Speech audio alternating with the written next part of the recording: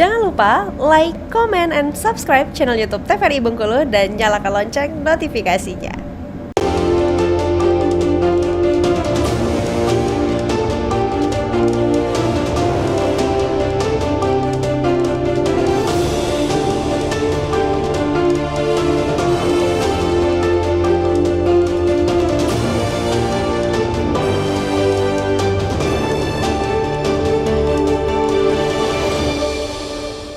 Terima kasih pemirsa TVRI Bengkulu, Anda kembali menyaksikan Berendo masih bersama saya Afriko Zuhri. Dalam tema kali ini berkaitan dengan sengketa pemilu dalam perspektif mahasiswa hukum bersama dengan Ilham dan juga Nofran. Nah, kalau kita bicara soal tadi sengketa, gugatan dan juga pelanggaran, ini salah satu pelanggaran yang sering sekali mungkin sudah normalisasi tadi disampaikan oleh Ilham ya. Masyarakat pun sudah tahu dan mungkin ini tinggal bagaimana kesadaran kita terkait dengan money politik. Ini seperti apa kalau dari Nofran sendiri menyikapi? Penting bagi masyarakat untuk sadar, dan sadar ini tentunya erat kaitannya dengan wawasan, Bang. Nah, wawasan ini dapat bertumbuh karena sistem pendidikan yang baik. Nah, oleh karena itu penting bagi seorang pemimpin untuk memperhatikan pendidikan sehingga masyarakat yang ada di bawah atau grassroots akar rumput ini bisa sadar bahwa kalau saya misalnya menerima money politik seperti itu, pemimpin yang akan pemimpin yang akan didapatkan adalah pemimpin yang tidak akan baik seperti itu. Nah, oleh karena itu masyarakat harus memilih pemimpin berdasarkan kriteria-kriteria pemimpin yang terbaik lah, minimal menurut mereka seperti itu. Karena manusia itu paling tidak punya rasionalitasnya tersendiri kan, seperti itu, Bang. Ya, yang jujur, bertanggung jawab dan sebagainya. Walaupun tidak bisa dari segi memikirkan yang terlalu bagaimana misalnya masyarakat di kalangan grassroots ini kan, tapi minimal masyarakat ini memilih dengan jujur lah seperti itu, dengan harapan yang tulus. Berdasarkan keyakinan gitu ya. Nah, kalau dari Ilham sendiri seperti apa nih menyikapi terkait dengan persoalan money politik yang sampai sekarang pun masih terus-menerus setiap kali ada pemilu ataupun pilkada serentak ini menjadi persoalan?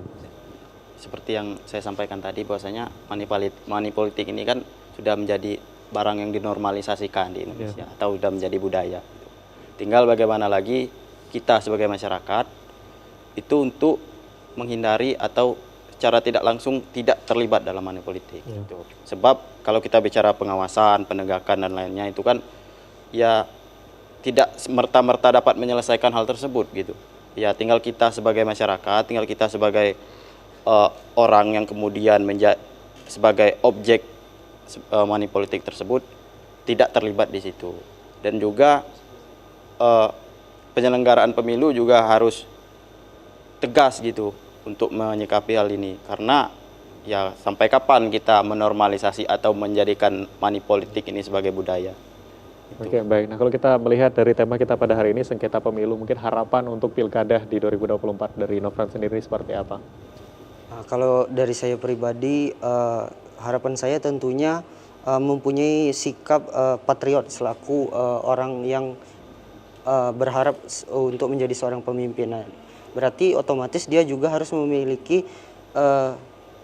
sikap patriot yang mana ketika mengalami kekalahan itu, kalau memang kekalahan yang dialami itu merupakan kekalahan yang fair seperti itu, ya tidak usahlah terlalu berlarut-larut, karena berlarut-larutnya pemilu bukan hanya berdampak pada mereka saja, tetapi kan masyarakat bawah ini akan terpecah, pendukung A, pendukung B seperti itu. Nah, persatuan ini akan membawa kepada kemunduran seperti itu, Bang. Nah, otomatis berarti yang diharapkan adalah sikap kepahlawanan itu dari pemimpin. Oke, baik. Kalau dari Ilham sendiri mungkin untuk penyelenggara gitu ya, untuk pelaksanaan pilkada serentak di 2024 nih harapannya seperti apa? Ya, terlepas dari nanti apakah proses dan hasilnya berkata lain, harapannya yang untuk penyelenggara ya tetap berintegritas lah, tetap berdasarkan dengan aturan hukum yang ada, gitu. Tetap dengan pedoman atau kode etik yang ada.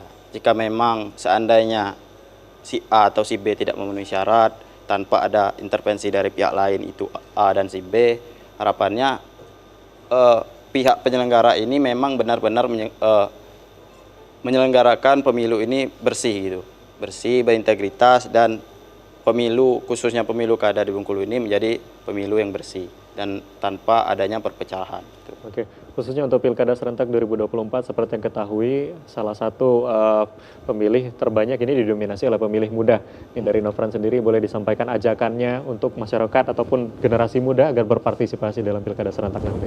Baik, kepada teman-teman sekalian, kalangan generasi muda, generasi Z, generasi milenial, diharapkan untuk memilih seorang pemimpin itu karena kalian adalah dianggap sebagai generasi yang berwawasan. Pilihlah dengan jujur dan menggunakan kriteria masing-masing untuk memilih calon pemimpin yang terbaik. Oke, baik. Terima kasih banyak Ilham sudah menyempatkan waktu. Terima kasih banyak Nofran sudah hadir di Studio TVRI Bengkulu. Dan pemirsa TVRI Bengkulu berkaitan dengan tema kita pada hari ini, sengketa pemilu dalam perspektif mahasiswa hukum. Semoga materi yang kita sampaikan kali ini bisa bermanfaat untuk seluruh pemirsa yang menyaksikan. Dan mari bersama-sama kita mensukseskan dan juga berpartisipasi dalam Pilkada Serentak 2024 di November mendatang untuk menentukan sosok pemimpin terbaik untuk membawa Bengkulu bisa lebih baik ke depannya. Akhirnya saya Afriko Zuhri mewakili seluruh kerabat kerja yang bertugas pamit undur diri. Terima kasih atas perhatian Anda. Wassalamualaikum warahmatullahi wabarakatuh dan sampai jumpa.